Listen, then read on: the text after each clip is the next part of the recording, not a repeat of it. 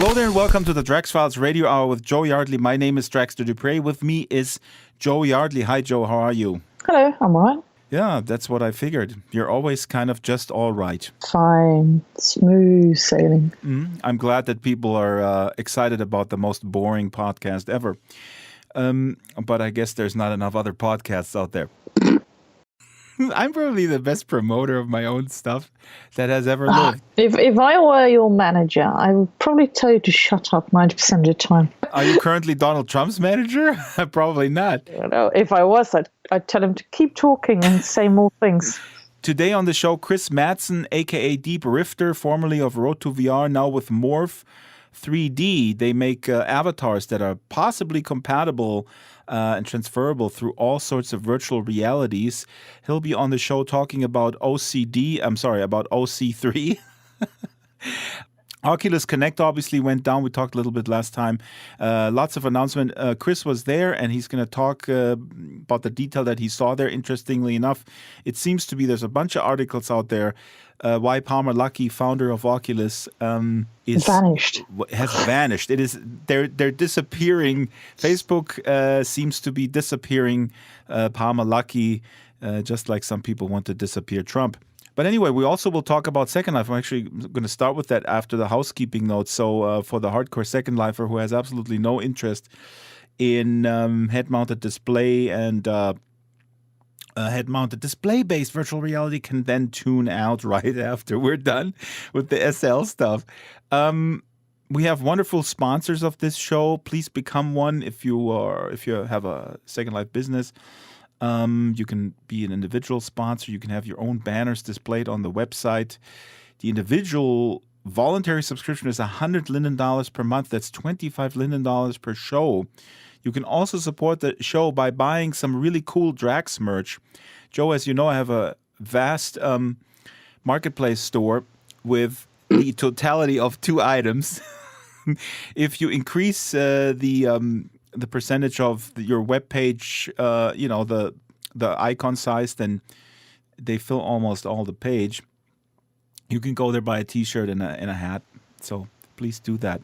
Yeah. Right. We have wonderful sponsors, and there's some Time Portal business also on my sponsor copy. I don't know how that went up there. I don't even know what that is. What is Time Portal? It's a community and shopping area and entertainment center for time travelers. So everyone in Second Life who's crazy about history. It's a tribute to the 70s, I read somewhere. No, pretty much every era except the 70s, because I remember it and my eyes still hurt. No orange curtains. All right, that joke is getting old. I know. People are like, oh, come on. Anyway, so let's take a quick musical interlude. We're going to start with those early in this new iteration of the show format. And again, J9 Scarborough is again doing the music today. She has been in SL for a very long time. I would venture to guess maybe 12 years or so. And she has a CD out called 1,000 Rooms. And it's amazing. It's really cool.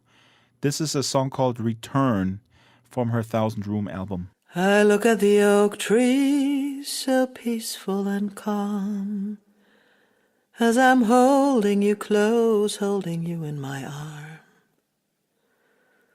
I know this is really the right place to be.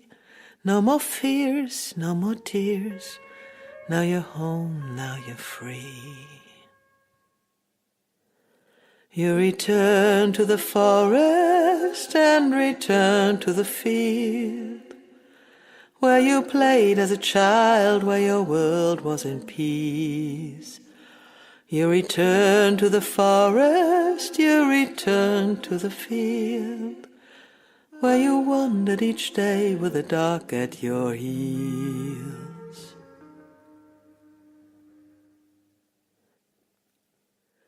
We have no practice in dying, we just can recall that many before us went through this all. I remind you how we sat on your mother's bed.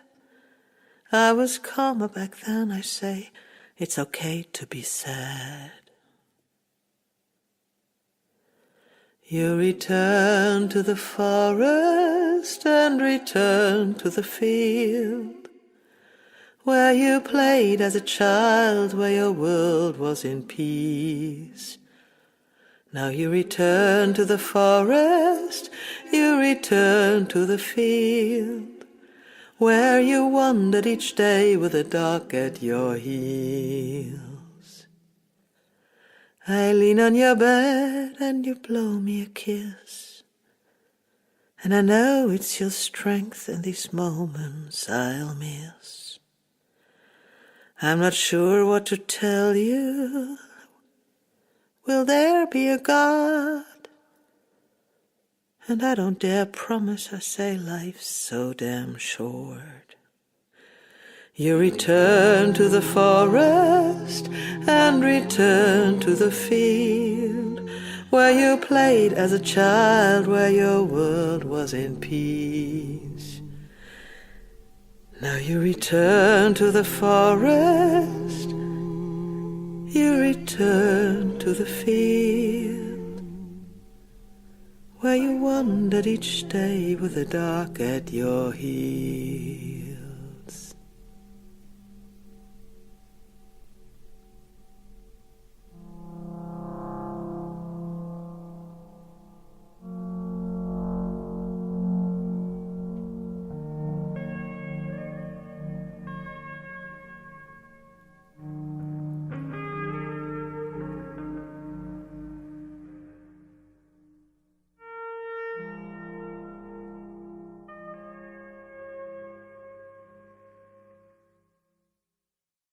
All right, this was J9 with a tune called Return from her Thousand Rooms album. She was also in the Logging to Life documentary that I'll link on the blog. Now, Joe, let's talk a little bit about SL before we go to our guest, Deep Rifter, a.k.a. Chris Mattson, about Oculus Connect. 360 still photos and videos in SL seem all the rage right now, and I just don't know why. Maybe it's because the Drax Files episode 41 just hit the YouTubes, and it's magic, right? I mean, how did we do this, Joe? Don't you want to ask me how we did that? No. Well, I'll tell you anyways. The 360 madness started before the Drax Files video. Yeah. But it is catching on. Some people were experimenting with taking pictures, and that's quite cool.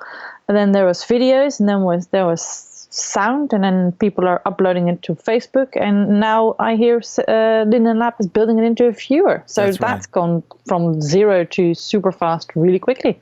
And it was interesting because when I figured, I started playing around with real life 360 video, and I thought we got to do this in SL, and then it was so frustrating.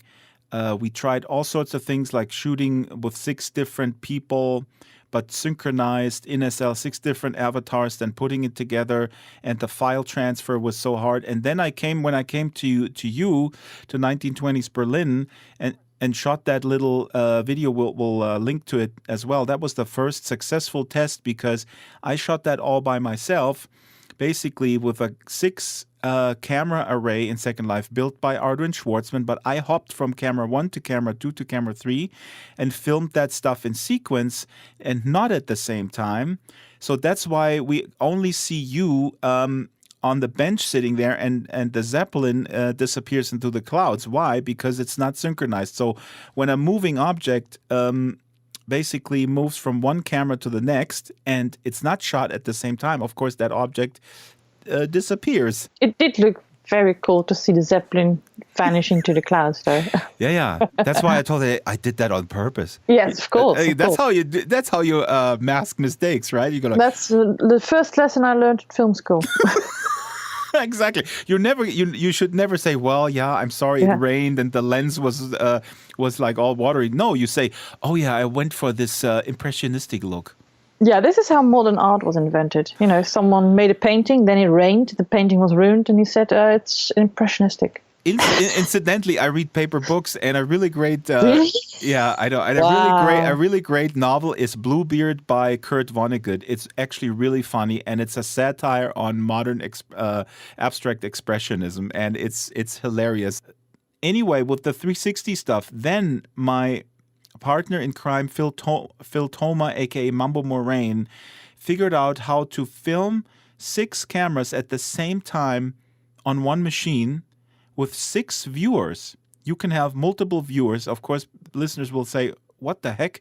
I can't even run one viewer.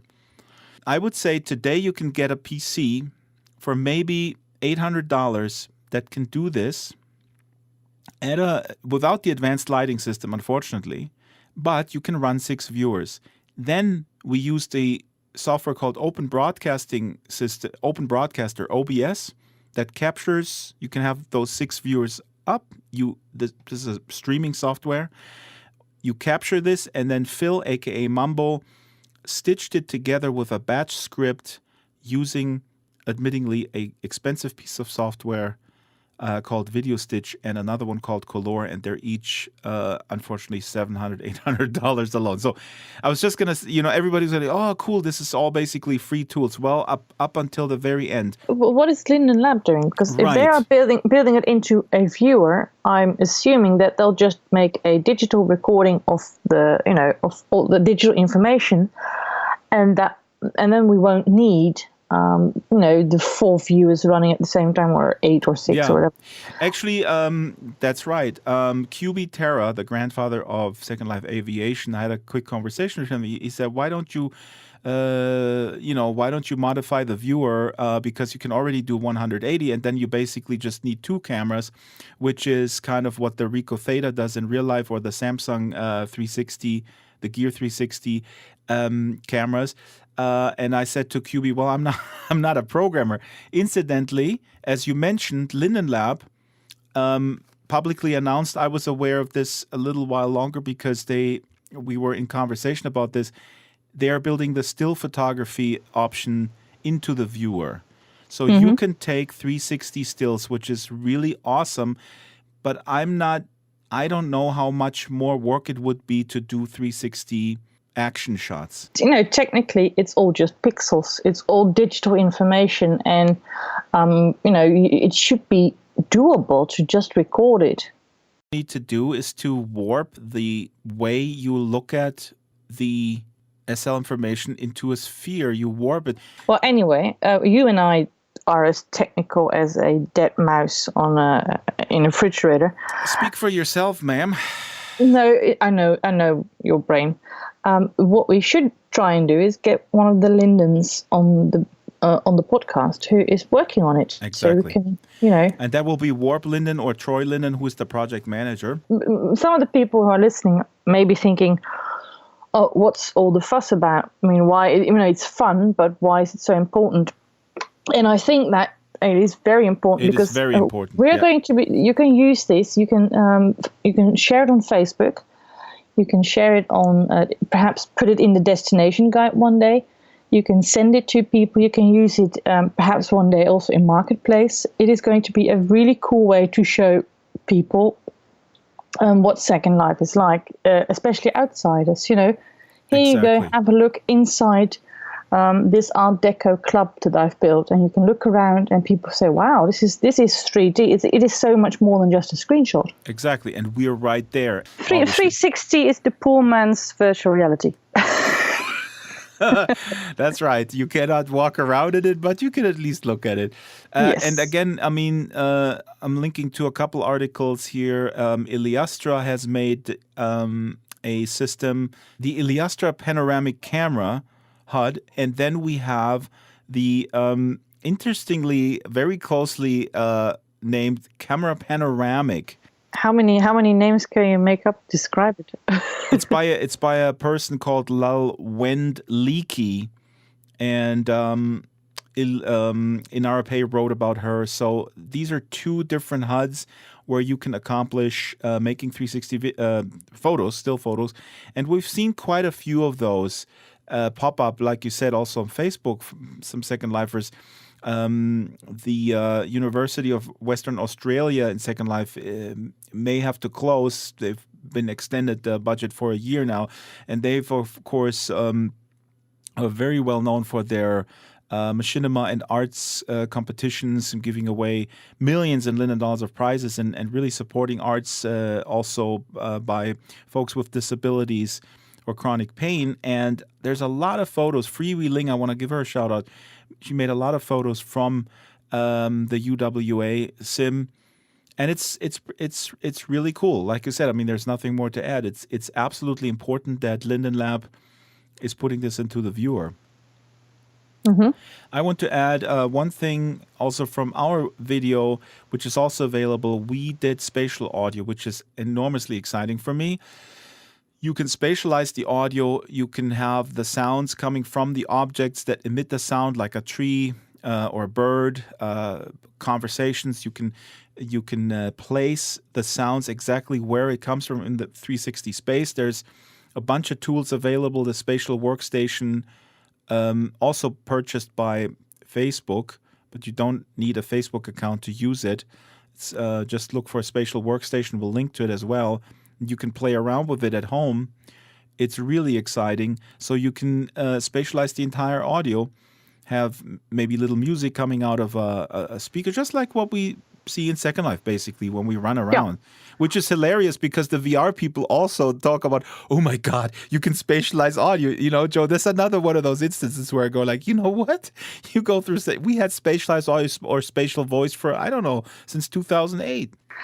You know, it's the Neo VR world. They're reinventing the wheel while we're already driving around in our T-Ford. One more thing about spatial audio, audioease.com. I also linked to it Torley Linden, who has been very, very helpful with this whole 360 video that we just released. Also, he has a cameo in there, a couple of cameos.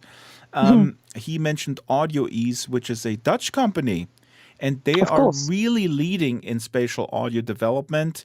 They have a plugin out. So if you're in the audio realm, check it out.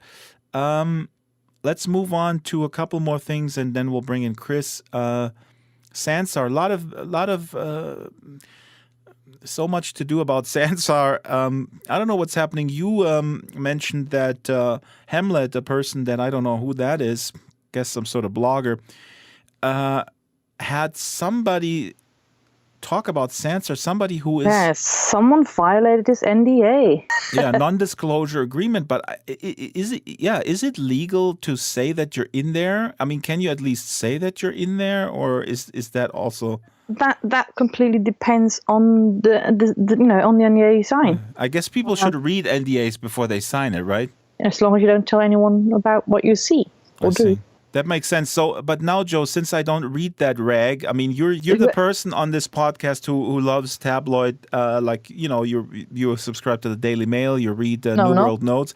Tell me what's in that, what New World Notes reports that this person who is in the very exclusive Sansar group, what does that person say about Sansar? Is it cool or does it suck? Well, you know, he says that he or she, we don't know, is saying that it all looks fantastic, that it's amazing, it's very smooth, that there's new technology everywhere, and he's very excited. That Linden Lab is doing a lot of work, but so far it is going to be very difficult to actually live there. You know, it's going to be as you know, as Ebba calls it, experiences. You know, you go there, you experience something, and then you go back home, or you turn the computer off. If I was there, Linden Lab, if I was there... Well, maybe you are, you can't say. No, I've already told everyone I was going to use the secret code to tell them. Oops. No, but, you know, if I was there, I would probably build a building and at least start thinking about how can I have this door open for someone, and but you know, of course, so maybe until they let Casper in, you know, Casper, who the guy behind the most popular rental system in Second Life, there's not going to be any rentals. When I listen to you, it sounds to me like you're maybe advocating that they should work the other way around, like maybe working on sort of the social stuff, or how people kind of work together rather than the shiny stuff, I guess. But maybe they made that decision, hey, we got to work on the shiny first, and then when we have the shiny figured out, the people will take care of themselves. Maybe that's their thinking. It is very difficult. I mean, they're going to open to the public really soon. And there's going to be, they're going to have That's to a have a scary little bit. prospect. Yeah, they're going to have a little bit more than just look around. This is nice, because that is not at least that's not what people in Second Life want. We want to find a place and call it our own and live there. And this can be a skybox with a few things. It can be a city. It can be.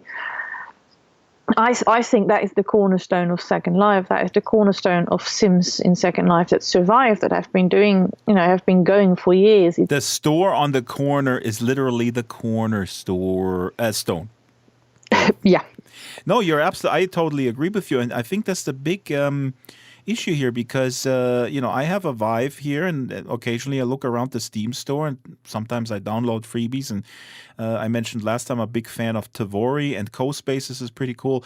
So there is a lot of competition. These are not fully fledged virtual worlds. They're very sort of isolated experiences, but there's.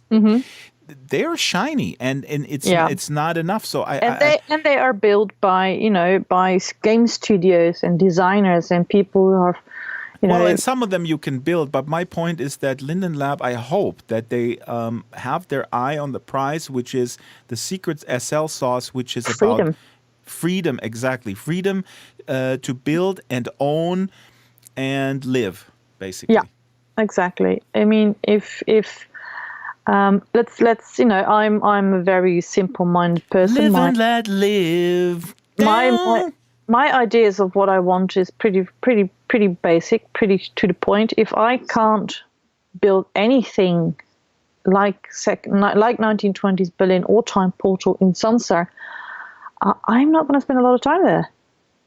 I want my time travel experience, and I want to share it with friends. And I want to build a little house and say, "Hey, you want to come live in my attic?"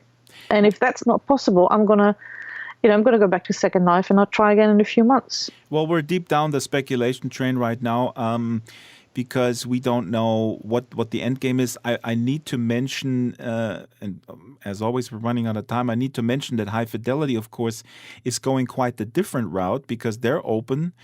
They've been open for a while. And everybody can go in. Everybody can start building. Some people might still fall through the floor. I've been in there recently. Not so much falling through the floor still, but quite honestly, the UI is really for total geeks. It's nowhere near anything that I would offer anybody who's not already frustrated with Second Life. You see what I'm saying? It's like, frankly, maybe it's also a function that we're very used to the SL UI. But the hi-fi UI is, Jesus Christ. And sure, if you have an HMD, then it's more maybe intuitive with the hand controllers to do stuff. But, they're going a different route. But it needs to be mentioned that High Fidelity has been very aggressively luring very prominent content folks into the world. I'm not prominent. Hi-Fi has been bringing in Mad P, has been bringing in Brino, and Sika Ghost, who I really love. I don't know the specific arrangements that they have with High Fidelity, but I know that some of them have a grant, and so there's some pay involved. I don't know how much, but it's a very different approach from Sansa, where we literally don't know anything, but maybe we'll learn something next week. Who knows? I'm gonna dig. You go dig. Other VR stuff. Actually, I don't want to mention it. Chris will mention it. The PlayStation VR is out.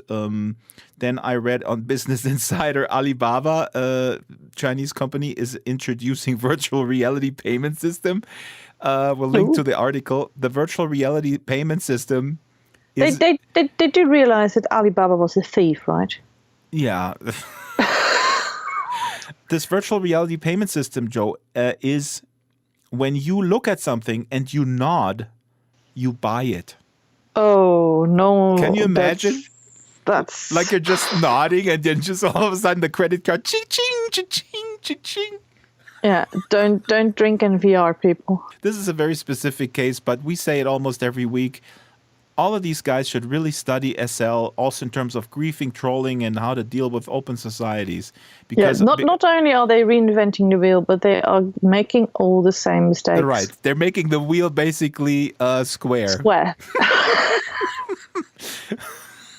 Seriously, it is, we've said it before, you don't have to love Second Life, but at least, respect that it's got 13 years of experience when it comes to VR in communities. And there's no respect for the elders in this society. Yeah, exactly. Get off my virtual lawn. I want to go to my pre-recorded interview with Chris Madsen from Morph 3D. Very interesting company, possibly the player in the industry that will make it possible to create avatars that are basically portable. That's one of the things that is possibly possible with them. The verdict is out. Morph 3D. Chris Madsen, aka Deep Rifter, was at Oculus Connect 3 in San Jose last week with Gunter S. Thompson from Gunter's Universe, but we only have Chris today. And I want Chris to set the scene. How big was this thing? All we do know is that Palmer Luckey wasn't there. Well, I don't know what he did. I don't know. Maybe he was busy drawing up some billboards with Pepe the Frog. But here's Chris Madsen with his report from OC3. So it was in the San Jose Convention Center, huge building. There was about 2,500 developers there, approximately. So a lot of people. And, Oculus always they really do always put on a great gig as far as accommodating the attendees and great food and all of that. It was a good time. Now, they announced a whole bunch of stuff. Before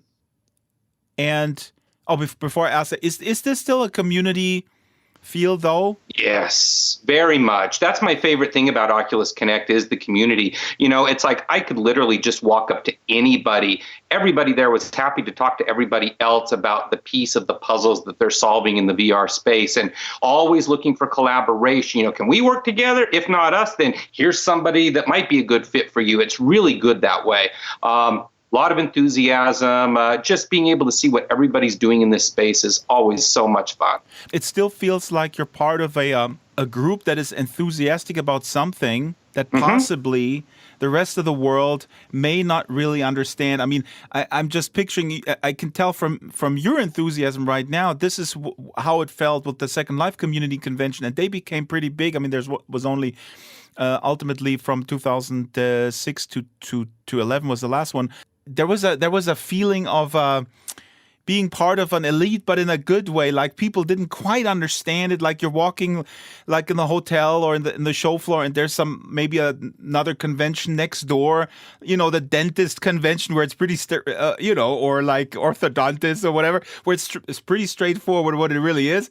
And you kind of sometimes people peer over there, and go like, like I know what we're doing, but I don't know what they're doing over there.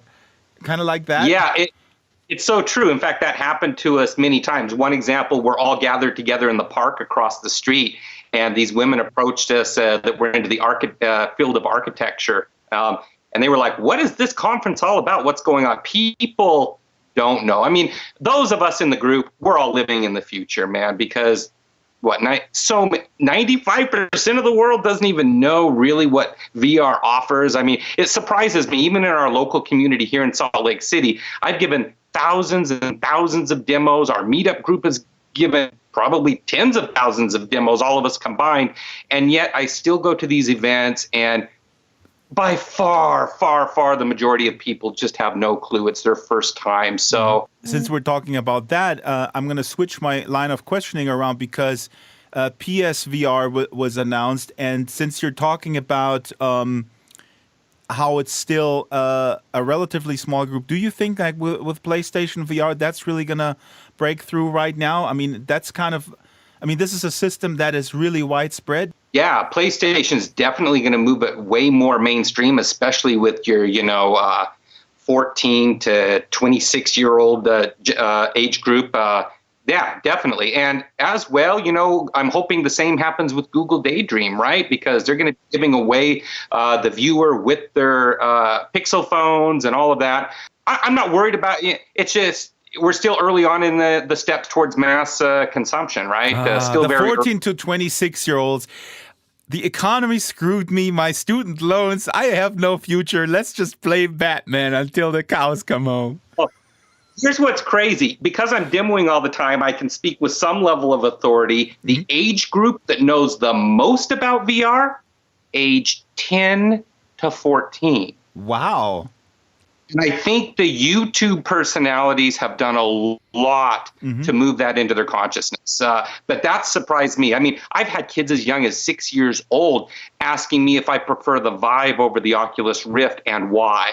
And then they go on about the hand controllers and all. I'm like, are you kidding me? These kids know what's up. Yeah, but a 6-year-old, that's the dad salivating over the things and then saying like, oh my God, 1,000. And then his wife saying like, you're not going to buy a piece of, are you crazy? $1,000 for like some ski goggles? No. And the kid goes, Mommy, Daddy, Vive, Oculus. So funny, but it's the YouTube, man. The It's YouTube true. is really propelling that forward. It Yeah. was so smart of HTC to give all these YouTubers these free headsets. Incredible. That was a great move. I have to link that. There is one young YouTuber following me on Twitter. He's really well known in the Is it Nathy? Yes, Nathy? that's right. Yeah, he is great. Yeah, Nathy, that's right. Yeah, he's a super great guy. But the mixed reality stuff is obviously is probably the best way to show people on sort of a 2D medium what this is all about. If you superimpose the images of the player with what he or she sees in the world, because again, I mean, this is like the same with SL. It is an experiential thing where you can talk until the cows come home again, and people will not understand it. You can say, oh, I always do it like, remember where you were as a kid or what was your greatest vacation or something like that, right? Like in theory, and then they would say, I don't know, I went to Ireland when it was cool, and then I say, okay, now imagine you pop these things on, and then you're right there as if 30 years have not passed. You kind of transport it back into this reality, and then they go, It's like when I talk to partners, investors, academics, all of this, it's almost a waste of time to spend an hour, 2 hours talking about VR. I always, whenever possible, say, before we even have this conversation, let's get a headset on you, and we'll do that. And of course, that changes everything. Every drug dealer knows a little free line of Coke goes a long way. It really does. It's an investment into the future of your own business as a small businessman. Now, seriously, so there was a whole bunch of stuff announced, and there was also the Oculus Touch controllers. I have the Vive. People always say these Oculus Touch controllers are amazing. Are they amazing, or are they better, or what do you think? They are better. Well, in many ways. I'll tell you their shortcomings as well. So as far as ergonomics go, they're extremely comfortable. I really kind of forget in some ways that I'm holding a controller. They just feel good. It just feels like it's your hands in the game rather than a wand in the game like you have with the Vive. Of course, we know that the Vive has made recent announcements to, improve their controller as well, where you can actually grab stuff with your hands. But I love the Touch because you can do finger gestures, hey, thumbs up, what's up, peace, you can do these sorts of things with that. And they, like I said, they just feel incredibly comfortable. You kind of just forget that you even have controllers on at some point. Shortcomings, as we know, you're going to need that secondary camera. Typically, they want those placed up front, but if you really want true room scale, you're going to have a third camera mounted behind. Right, you need 3 cameras, my understanding. I did lose tracking on a number of occasions with my controllers. When I was spinning around doing robot recall and things like that, it can get a bit challenging sometimes. So they're not perfect, but it's not really the controllers. It's the way the tracking system is set up. You're going to need that third camera, I think, to really get the tracking where you want it to be. But that also then means that you have to have certain. I mean, you can't just be in your mom's basement in like a tiny little room. You need a certain space. Yeah, or if you're in mom's small room, then the 2 cameras would probably be sufficient. How did they demo the fact that we're now moving really to fingers, to more intricate, using actually the fingers just as opposed to just sort of stiff two little, in comparison, stiff controllers, our hands very static. Now we have fingers. Did they have any special games or demos that showcase those abilities? Yeah, again, you could always do finger gestures throughout the games. I played Dead and Buried, where you're holding the guns and using your hands all the time in that experience. Unspoken was really cool because you can cast spells using your hands in different ways. So you're actually using your hands to, the way you move your hands determines what spells are casts. And you can use shields and things like that. So you're constantly using your hands to do battle. So, yeah, I mean, like I said, I just wasn't even really thinking much about the controller in those experiences. And all of those games that I tried used the hands in different ways. Whether it was for teleporting, gesturing, any of those social, anytime you're in there with another person, it really does bring a bit of a new level because you're using those finger gestures. I think those are important. So like Lone Echo, you can have an entire team of players. We had 4, I believe, on each team. Gunter was on my team. It was great where you're in there and it's a zero gravity environment and you have to work as a team to get a frisbee to the other end of the arena. And you have great advantage by using your hands because I can actually reach up and grab one of my fellow players and grab them by their suit and throw them across the room. Or you could do the opposite on an opposing team member. You could grab them, punch them in the face, throw them the opposite direction. So you're constantly using your hands in that game. Also to grab the environment to propel yourself along as well or push yourself away from the wall. So, yeah, I would say almost all of the experiences I did there were multiplayer, except for Medium, which was actually one of my favorite experiences by far because you're in there basically playing with clay with your hands. Now, I don't consider myself a real artist, and I get kind of intimidated when I have to use these sorts of tools on a computer. I will say straight up, I was not intimidated by Medium, and that says something right there. I was able to easily access those tools and just start playing and molding and painting those surfaces.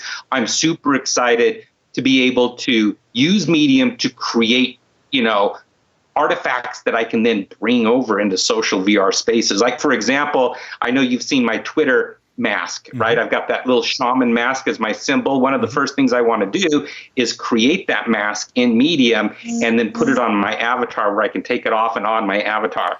The announcements involved social VR. We saw cartoon figures. Mark Zuckerberg teleported back and forth into different spaces, interacted with people, interacted with the real call from the real world. So it's arguably mixed reality. But what about these rooms? So what does that mean? Like the spaces where they meet in Facebook social VR, they call it Oculus rooms, and that's what we were laughing a little bit because somebody on Twitter said, "Wow, I can party with 8 people," and I really thought this was like sarcasm. But I mean, I understand the technology. I mean, it's hard to do it with 8. I'm not naive to believe like I know I come across that way sometimes where I say, well, in SL you can party with 200 people, and then people Draxter. I need to point out to you, yes, that's possible, but here we're dealing with a new medium and we're dealing with technical complexity, and so I'm fully aware of that. But nonetheless, when somebody tweeted, "Oh my God, I can have a party with 8 people in VR," I really thought, like, are you serious? I think 8 people's fine if it's pushing technology kind of to that next level. It's kind of that exploratory phase. How far can we push it? And like you said, unfortunately, I think we are limited by how many people we can have in that room. My question is, how modifiable is that room going to be? How much control will I have in making that room look like the way I want it to? It seems the emphasis right now, at least, is a fairly light social interaction. While you were saying it, and I'm the same way, what would be really cool is, to make my own room, make my own world, like in VR, to high fidelity and such, rather than just having sort of a a 360 sphere around, which is also cool, but a little bit more. One wonders. One wants to have basically. Where it would be really cool is, if grandma is 1,000 miles away and her granddaughter and us are having a birthday party, that grandma can essentially be there in a photo video sphere like that.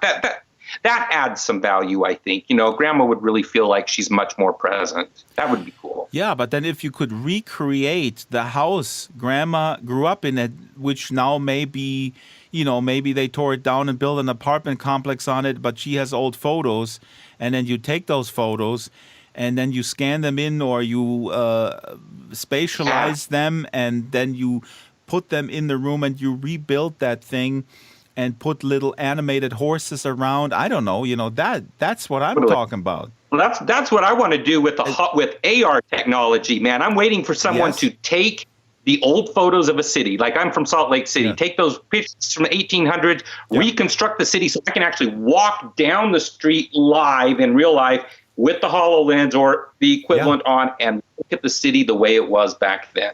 That'd be incredible.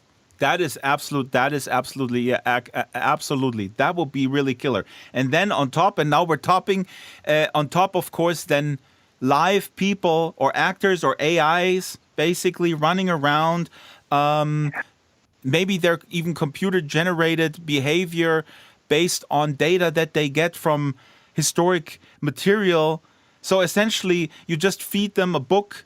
They scan the book in with the historical information, then deduct from the dialogue of maybe just like a little snippet of a journal. They auto-create characters. We're going to see that, man. We're going to see that relatively soon, right? Before I die, I better. I have a weak heart. I don't know when I'm going to hit the bucket. They got to put pedal to the metal. Okay, so the other thing I want to briefly touch on is the standalone thing called Santa Cruz. What do we know about this standalone device? I mean, they demo it's pretty remarkable. I mean, it has all the tracking built in, or what? Yeah, so here's what we know. So Ben Lang from Road to VR got a chance to get hands on. I unfortunately did not. I wish I would have. This has been a passion of mine for a long time, is wireless, standalone, inside-out tracking, so that wherever you are, you can put a headset on and just walk unlimited. Now, I've got some experience with this. A lot of people are using that SLAM technology, like the Project Tango, for example. We actually created a headset about 1.5 years ago where we had a Project Tango mounted on the back of the headset and a Gear VR that you wore, and we had them working in sync with each other. Our favorite thing to do was to go to a parking garage so that Project Tango at least had something to track to. Going to a park's a little bit difficult unless you have a lot of trees that can be tracked, but a parking garage is fantastic. And we would just do all kinds of crazy experiments.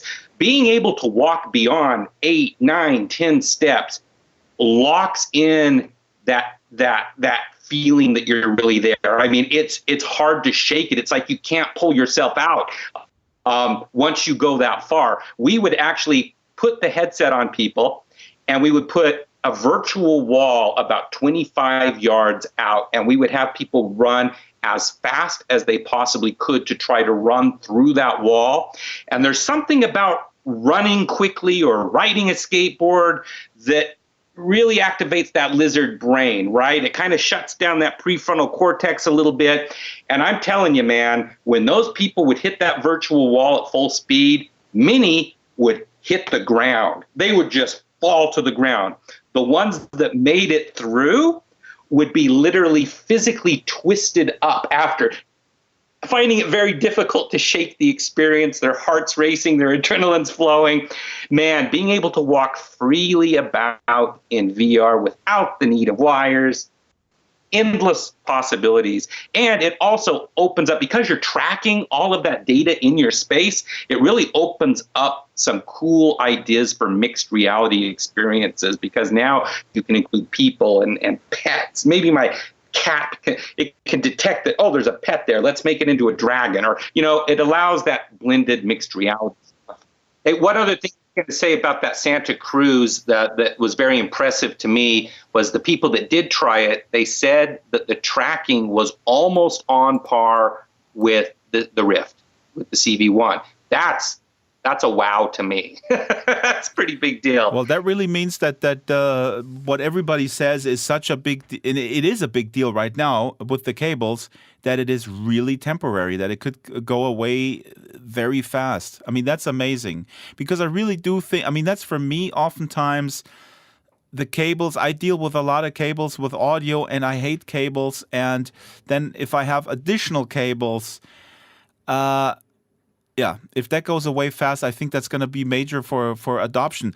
I said earlier, Carmel is actually the web browser optimized for VR that they are working on, and not the language itself or the web-based technology that brings VR to the web. That's called React. So what did they say anything what they want to do with this browser? I guess that we just have another browser. I mean, oh, we have a browser, but what it does now is, I don't have to have standalone applications uploaded on my phone, or let's say I'm using mobile VR. I can now just access the web and jump into these experiences without it being a burden on my storage on my phone, right? I can basically it makes the web into a 3D virtual space for those sites that support VR. And even in the sites that don't support VR, like what Janus VR is doing, they can even make a 2D website into a 3D virtual experience. So what Janus does is it takes existing websites, like, for example, Reddit. So in Janus, I can literally with a headset, walk into a 3D virtual reality room.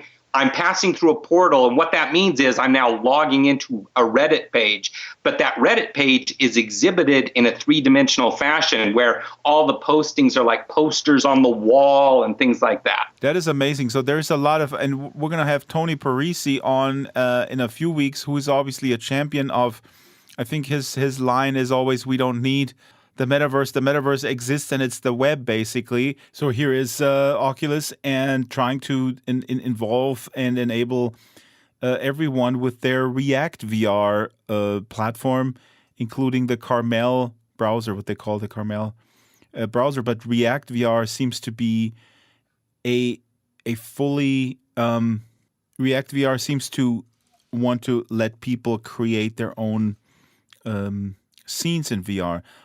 There's also A-Frame, which is another way to create 3D content on the web, a very simple programming framework. We'll link to it if you want to play around with it. So, Chris, my final question, who will win?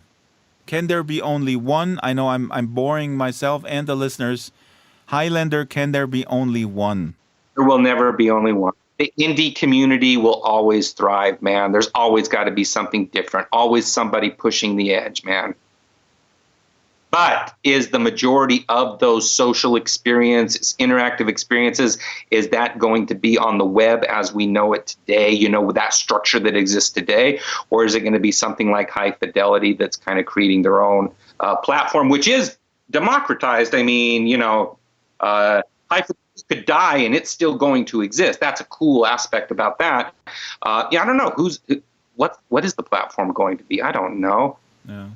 I know as a user, I just want to be able to access it all. Exactly. What do you want? I mean, it's interesting. A lot of times we want things that companies are maybe not ready to take the risk in creating. For instance, a compatible avatar that is consistent across all sorts of platforms. I mean, we've been talking about this in the Second Life community forever, when all these other virtual worlds came up, Blue Mars and whatnot, and Cloud Party, and there was no such thing. And right now, I mean, technically, I guess it's possible, but then who is sort of making sure that this stuff is compatible?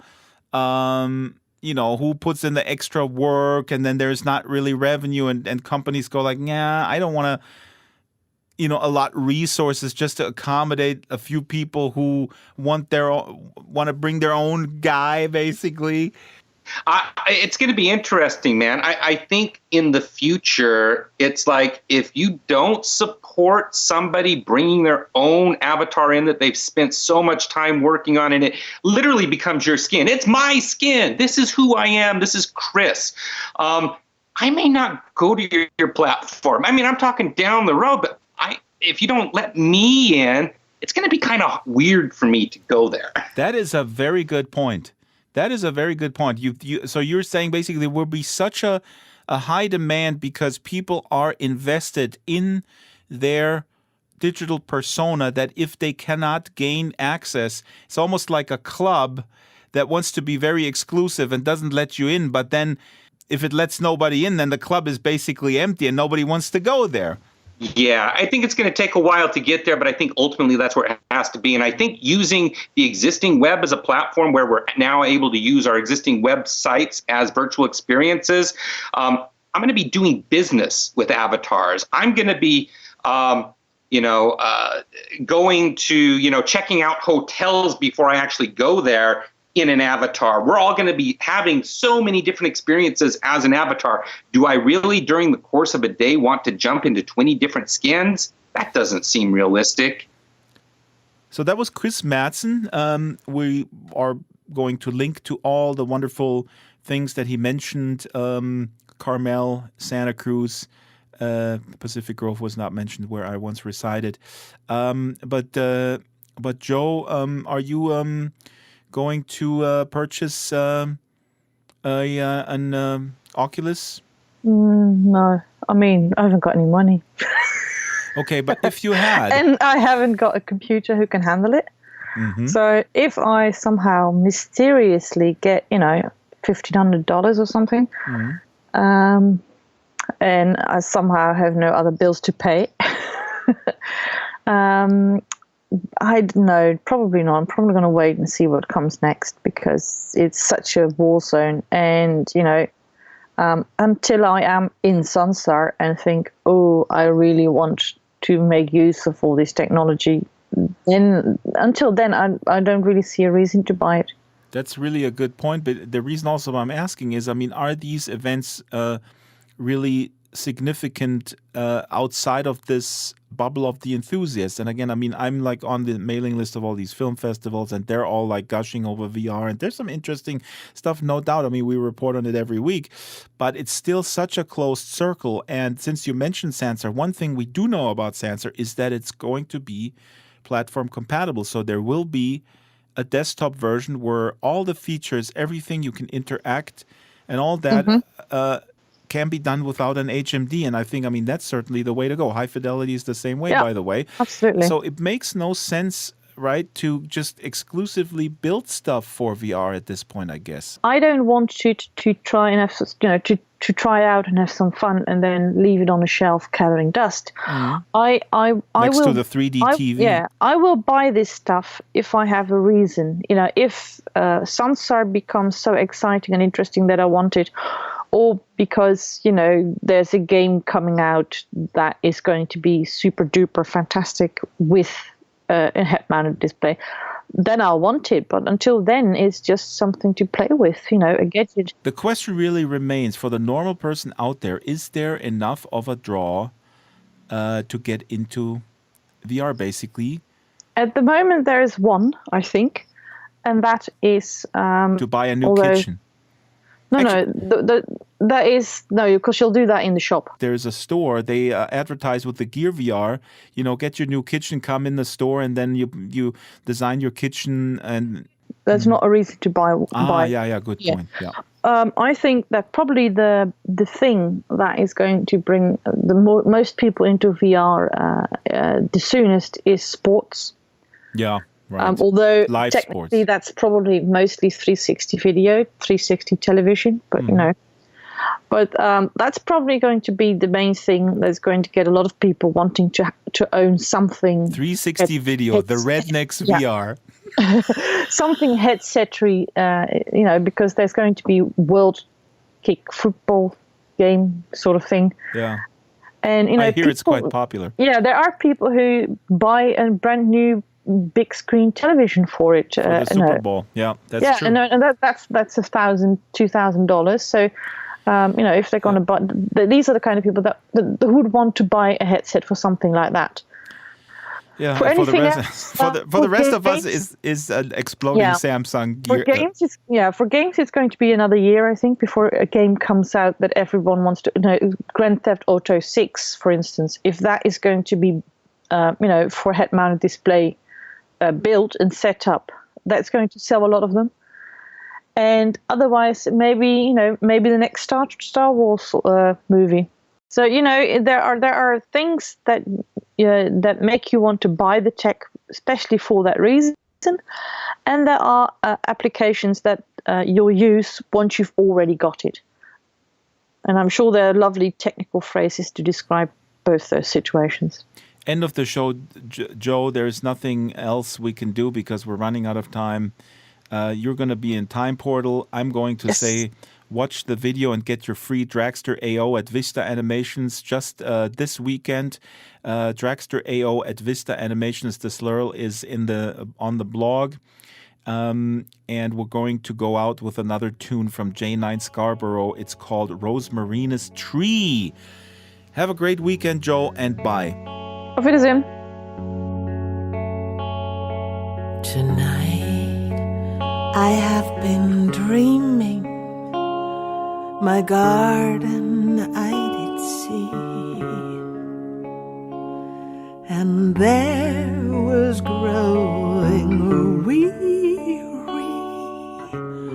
a rosmarinous tree.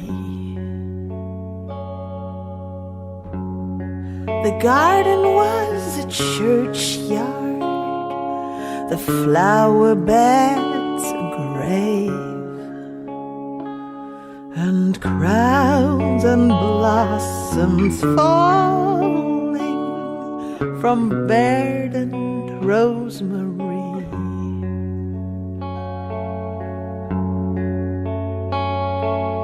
While gathering up the blossoms into a golden bowl, it shattered into pieces, my hands that let it fall.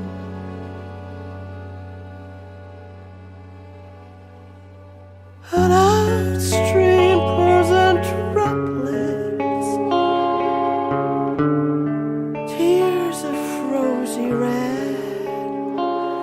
What might this dream be telling? Beloved, are you dead?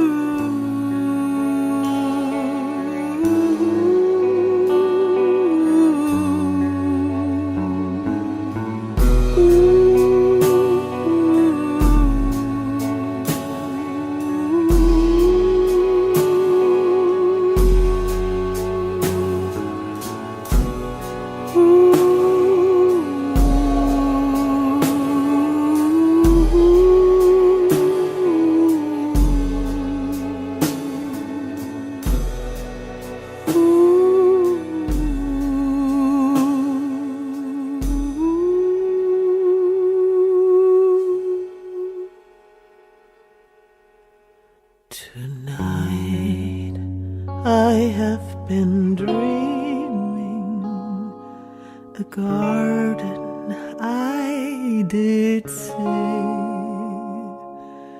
and there was growing weary